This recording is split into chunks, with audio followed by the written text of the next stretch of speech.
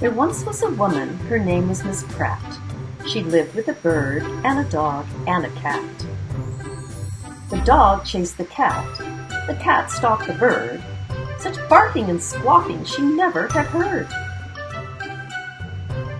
My poor head is aching, oh what should I do?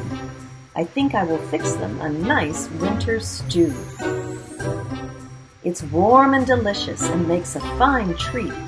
Besides, they're quiet whenever they eat.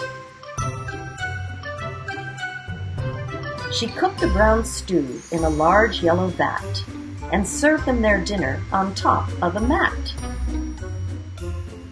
The dog grabbed a bone and ran to the door. The gravy was dripping all over the floor.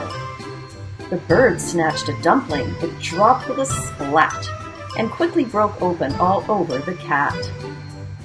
The cat started hissing and with a loud wail took a swipe at the bird, almost snagging his tail. The bird flapped his wings, he took off in fright, and in his great hurry banged into the light.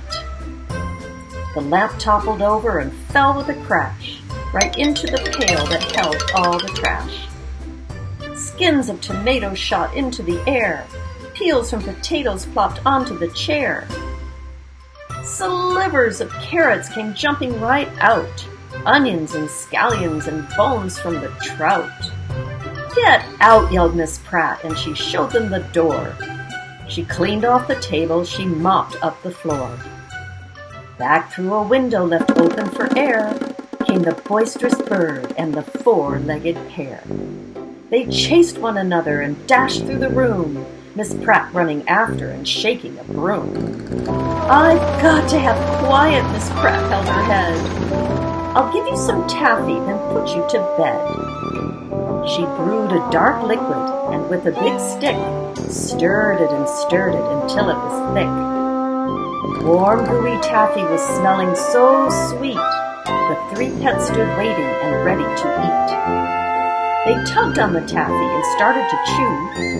The dog didn't bark, the cat didn't mew. The bird wasn't squawking, their mouths were stuck fast. "And now," said Miss Pratt, "it's quiet at last."